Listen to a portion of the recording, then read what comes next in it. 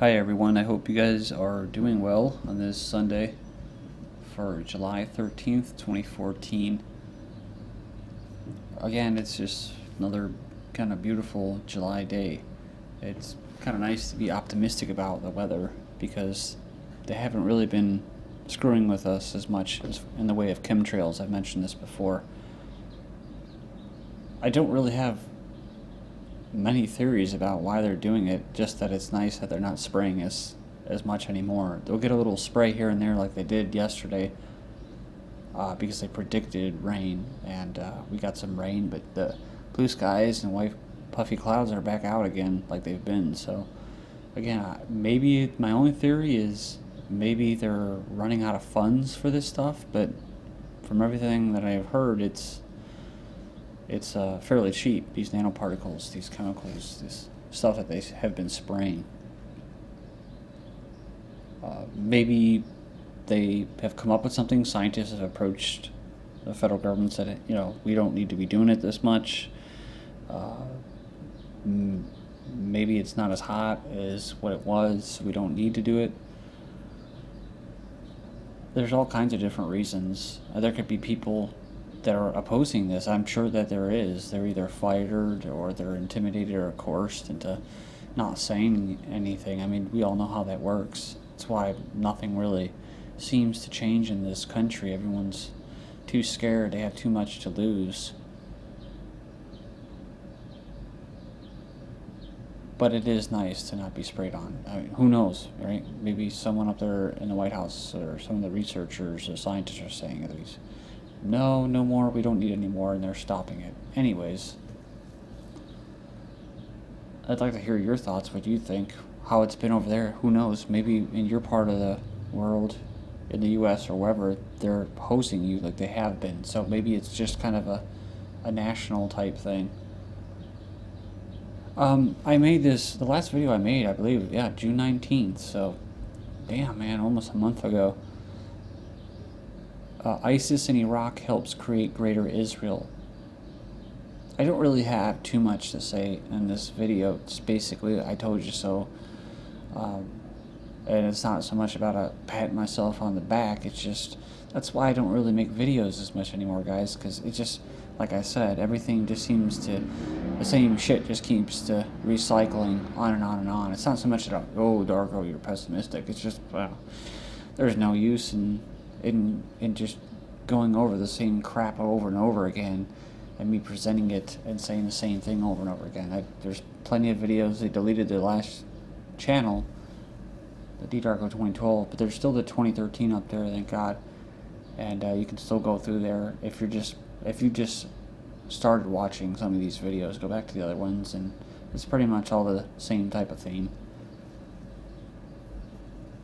So what we're seeing here is, of course, every couple of years, things heat up here in this part of the world, this little hot box. Basically, Israel's on the attack. So before it was ISIS. It was all about ISIS in Iraq. And I even saw an article, I had to laugh, from coming through the AP, through Yahoo. Iraq's requesting, they're begging for more, whatever, missiles or bombs. And I'm like, yeah, I'm sure they're begging. I could have sworn I came across an article that said that where Maliki was like, dude, leave us the fuck alone. We don't want you here. Because of the whole ISIS thing, they made it to like basically discredit the Iraqi government that can't handle it. Of course, we've heard these conspiracies of ISIS basically being a kind of a proxy army like Hamas that works for USA/Israel and them. And so when you see stuff like this, I used to think like this too. ISIS exposed 100% a CIA operation. I don't think these individuals in ISIS, the ones that were in Iraq, in Syria, know that they're on CIA payroll. And when I say payroll, I mean literally payroll. I have an article here. I'm just kind of scrolling through here. But ISIL, this is a pretty decent website. Of course, it's slanted. They're all slanted. but ISIL, Israel's stooge against Muslims. So these terrorists are puppets of the Zionist regime. Do they think that they're puppets? No. I mean, they wouldn't go out there and want to die and stuff like that for nothing. They're ideological, and they think that they're going to take down Israel, right? So, but they were going to carry out whatever. It doesn't really matter. You know what I'm saying. But here we go. Where is it?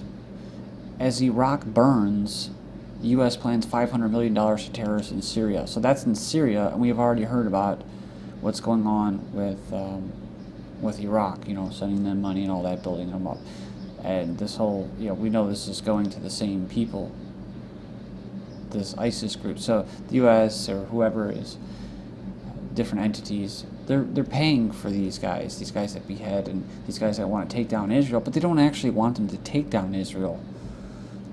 So this crap is just going to continue, where these poor people, Horrors Gaza handicap care facility bombed. These people, like the ISIS people, these rebels that are trying to take down the Israeli regime, and that they're being used as pawns, is basically my point, and I've mentioned this before. They're trying to create a greater Israel, so it makes sense that you're not hearing shit about ISIS in the news, right? You're not hearing anything about them. Now it's all about Israel. Oh, isn't that coincidental? Isn't that timely that after the whole ISIS thing where they were on the borders, why didn't Syria, why didn't Iran team up and say, let's go guys, let's rally, let's take out the Zionist regime, right, as they always say. But they didn't, and that's kind of what I came up with, and it's not a very pretty picture or pretty easy, or basically an easy realization to come to, that the Syrian government has been basically protecting Israel, or Iran protecting Israel. They have some kind of agreement, or the West has something on them to where, you know, they're not gonna attack Israel, because if they really wanted to, they could. You know, Saudi Arabia and all that. I've already gone through all this, so you know that the leadership in all those countries are basically either too scared, compromised, or they're complete puppets or shills. So, I mean, I saw videos of these ISIS people. They were showing the border of Jordan and Israel. I mean, they're ready to go. Now, where are they? Aren't they? Are they helping Gaza? No, because we've covered this before. In the last whatever years, Hamas has controlled opposition. So these rockets are probably getting funneled to them, or actually by being provided or aided to them by the West, who makes money off it. And it creates the ability for Israel to say, like, they're being attacked, right? They're being attacked, and allows them to do horrible things, that they do. Israel drops cancer-inducing bombs on Gazans. At least that's what they're saying. The civilians are injured in attacks on their homes, and about 30% of them are children. So not much in the news about it. Like I said, bombing handicapped facilities. You go to Yahoo, RT, there was nothing. I guess it's not surprising, but sometimes you find good articles from RT. But there was nothing here. And you can go in there and check it out. I didn't really see anything about what's going on with Israel. As far as this goes, it's the same crap, right? Ariana Grande, Stacey Keller, all these people, who gives a flying freak, dude, about these people? Keira Knightley, Amber Alert. Well, that's Amber Alert. I guess that does kind of sound like a name nowadays. But Halle Berry, Sierra, whatever, Laura Herman. It's like, quit worshiping these fucking people. It's just insane.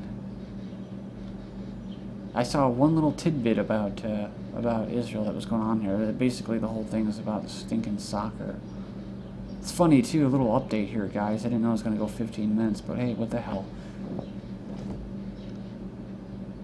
They built a soccer field here by my apartment. It's been going on for like a year or two or something like that. Basically, he scrapped a cornfield. The people that guy that owns this place, he sold it to the city. First, right off the bat, I was like, this thing's going to be a friggin' FEMA camp, and I'm not like how I was before as far as, a prepper and the world's going to end and all this stuff. I honestly, I just don't care anymore. I mean, I do, but I don't. It's kind of weird to explain, but whatever happens is going to happen. So I'll just wait for it to happen. Until then, I'm not going to worry about it. But it's just kind of funny to think about that, you know, because they actually built these soccer fields. They actually called it a complex, a soccer complex. And they just opened it recently, of course, because it's this whole thing about soccer where everybody's fixated on that. But they have like 3 or 4 soccer fields, and there's a huge area perfect for a FEMA camp. I mean, 3/4 of it isn't even taken. They ran electrical lines. They have, you know, what is it? Basically a sprinkler system, underground sprinkler system. The cities they're all paying for this, so they're going to pay for their own FEMA camp. That's usually how it works, right? Pay for your own enslavement. But they were putting up some fence around at the end, and I was joking about it with somebody else. I'm like, yeah, that's right. That makes sense. Putting up the fences. So I was actually, I told you from Indiana, I was in up north in Elkhart just visiting, and I saw nothing but FEMA camps. I was there for I was there for work and stuff, and yeah, I mean, I was telling the guy, I'm like, look, dude, look at all the fences. They're all facing in. I mean, they had places that were, you know, companies that were facing in, but then there was other places that were just, I mean, there was nothing there. You know, old fences from the 80s or 70s, but there was just grass, but it was being kept. I mean, that whole area near South Bend and that, northern Indiana, Michigan border, they have those FEMA camps there, and they're ready to go. Oh, on another note, I was driving through somewhere west of here that was reported to be basically a FEMA camp, and when I was driving through there, it was like a police state, and this was on 4th of July, and from what I've heard from people that lived around here longer than me, it's not a big town. And I was telling them, I went through there, dude, they were directing me a complete different direction, man. These guys were douchebags.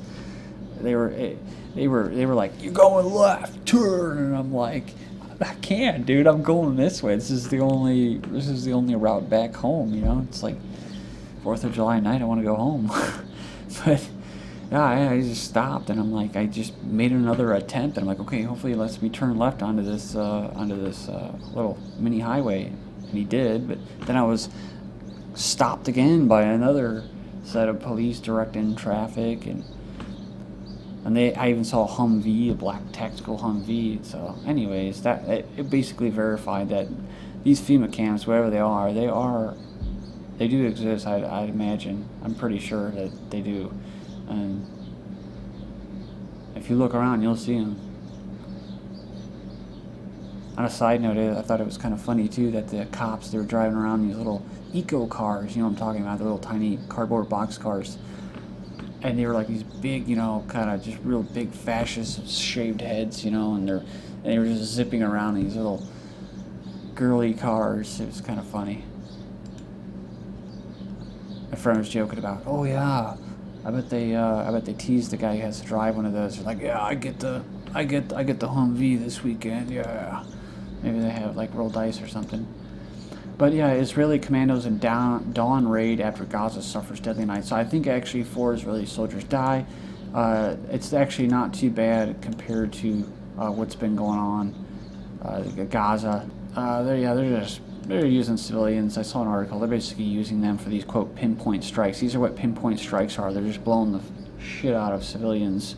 47-year-old women, children, they don't care. The 2 women's body parts were still being pulled from the rubble hours later, causing initial confusion. I'm sure there was confusion, right?